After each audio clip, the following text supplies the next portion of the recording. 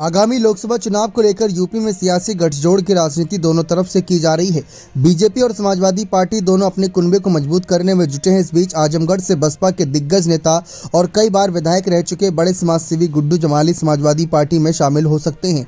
अगर ऐसा हुआ तो सपा उन्हें आजमगढ़ से सीट देकर उम्मीदवार बना सकती है। देखा जाए तो समाजवादी पार्टी ने अभी तक कई सीटों पर अपने प्रत्याशियों का ऐलान कर दिया है, लेकिन आजमगढ़ सीट जो उनके परिवार की करीबी सीट रही, उस सीट पर उन्होंने अब तक प्रत्याशियों का ऐलान नहीं किया। गुड्डू जमाली को लेकर इन दिनों चर्चा तेज है। खबरों की माने तो 28 फरवरी को समाजवादी पार्टी में शामिल हो सकते हैं।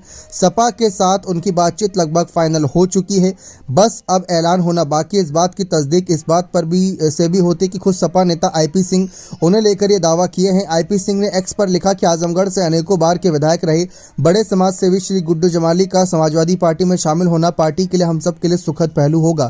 कयास लगाए जा रहे हैं कि गुड्डू जमाली अगर समाजवादी पार्टी में आते हैं तो अखिलेश यादव उन्हें आजमगढ़ सीट से उम्मीदवार बना सकते हैं। ऐसा हुआ तो इस सीट पर बीजेपी के साथ मुकाबला बेहद दिलचस्प हो जाएगा। गुड्डू जमाली आजमगढ़ के मुबारकपुर के रहने वाले हैं और बड़े बिजनेसमैन हैं। साल 2022 में आजमगढ़ लोकसभा सीट पर हुए उपचुनाव में उन्होंने बसपा के टिकट पर चुनाव लड़ा था, जबकि सपा की ओर से अखिलेश यादव के चचेरे भाई धर्मेंद्र यादव को प्रत्याशी बनाया था। इस उपचुनाव में धर्मेंद्र यादव को हार का सामना करना पड़ा था और बीजेपी के दिनेश लाल यादव निरहुआ जीत गए थे।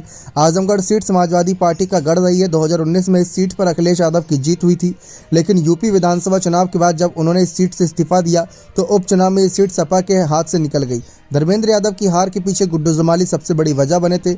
इस उपचुनाव में बीजेपी के दिनेश लाल यादव निरहुआ को 3,12,768 वोट मिले, जबकि सपा उम्मीदवार धर्मेंद्र यादव को 3,04,000 और गुड्डू जमाली को 2,66,000, यानी कि वोट बंटने की वजह से बसपा के यहाँ पर वोट गए और सपा को नुकसान झेलना पड़ा। लेकिन जिस तरीके से यहाँ पर माहौल बना, इससे काफ़ी हद तक देखा जाए तो कहीं ना कहीं अखिलेश यादव चाहेंगे कि आजमगढ़ सीट पर सेफ खेलने के लिए भले ही बाहरी प्रत्याशी को उतारना हो परिवार से, लेकिन ये सीट सपा के खाते में रहनी चाहिए।